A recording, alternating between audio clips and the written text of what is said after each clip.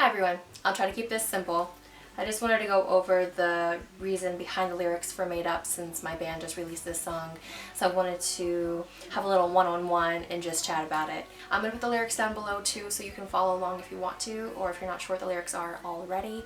I'm also going to put the links to the song so you can listen to it if you haven't heard it yet. So Made Up. I wrote this song originally, I think around a year ago.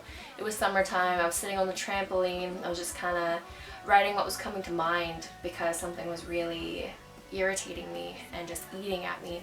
So I wanted to get it down somewhere on paper where I could be creative with it and turn that negative feeling into something productive, because if it's just a feeling that I can't shake and it's not a good one, I want to either write about it so I can get it out of my system, write about it so I can again make it into something useful instead of it just being something that negatively impacts me. I knew somebody who was, I felt, I could be wrong, my perspective and my mindset could have been in the wrong place, but at the same time it felt like they were intentionally trying to one-up me with everything I was doing at that point in my life. If I would change my hair, then they would go change their hair.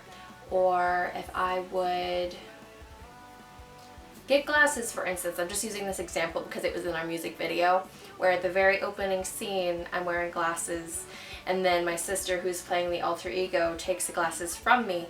And originally when I was wearing them, nobody cared, nobody batted an eye, there was no one around to recognize that. But then as soon as she took the glasses, everybody, we had the crowd come and everybody recognized her for it. It's just say like, oh, you're so cool, how original, you look so good, wow.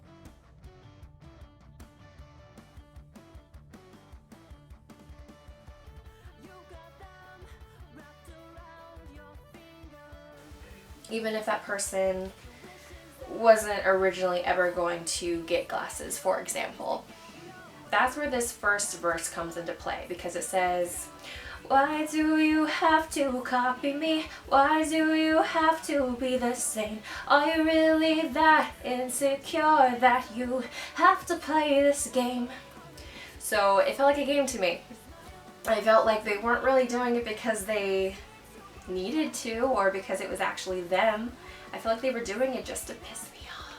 Which again, could have just been me. I could have been in a warped state of mind. Who knows? That also made me think that, okay, well maybe they're not secure in who they are. If they're trying to copy me, maybe they're feeling a little bit of that insecurity, so they're trying to fill it with something and try something. You don't want to be better, you want to be the best, so you change your face to fit the place. Focus mostly on how you dress. This plays into their insecurities or who they just want to be. They want to one-up everybody. They want to be the best. They don't want to be back row. They want to be front and center. They want all the attention. And whenever I managed to get attention, this particular person, I felt, tried to do something then that would give them attention and take the spotlight off of me. Or even if it was something that didn't happen a lot, even if it did happen just once, I felt like they were trying to take that away from me. So I kind of felt personally attacked. Hate to play the victim, because that's annoying, but that's how it felt at that given moment. Again, could have been wrong, but again, it's how I felt. So you change your face to fit the place and focus mostly on how you dress. This can be interpreted two different ways. Symbolically, because you can say this person puts on a particular mask or a particular front or persona depending on where they are or who they're with, and they're constantly changing to fit into that group or to fit into that environment, even if it goes against who they really are and who they really want to be. Or maybe they don't know who they want to be, maybe they're just trying a bunch of different things, but either way, they're always, you know, changing things up so they can't always just like fit in. Smile matches your makeup, it seems to wash right off. Who you are is so made up, but it's placed you at the top. Those who like and follow you look like they're lost, as if your validation will make them something that they're not. This part of the song comes up a lot. I guess it's the chorus. It's always difficult to tell which is the chorus and which is the verse with prog music because so your smile matches your makeup. It seems to wash right off. Pretty self-explanatory. I mean, it's just like your feelings and who you are is just as fake as the makeup that you put on your face. But just like makeup can wash right off and reveal who you really are, what you really look like, in the same way that fake persona that you put on can also be erased. Sooner or later people are going to find out, and sooner or later people are going to start to notice. Who you are is so made up, but it's placed you at the top. People who have this and, you know, put up with the fake front to get the popularity and the likes and the followers, it's still what makes them popular, so it places them at the top. That's what that means. It's like, since you are this person who's just like fitting in and giving people what they want and following trends, even if it's not who you really are, it's all made up, but still it's like you're still benefiting from it. Those who like and follow you look like they're lost, which means I started to notice a lot of the people that this person hung around, or a lot of these people that looked up to this person or admired them, they seemed to be very insecure themselves, as if your validation will make them something that they're not. So that still plays into their insecurity. They're like, oh, well, maybe if I like this person and give them attention and, you know, hang out with them, maybe it'll make me cooler and more popular, and maybe I'll like myself then. But it's all just fake, it's not real. Your happiness comes at a price, so you find no victims to sacrifice. There are those of us who see you for all that you're worth.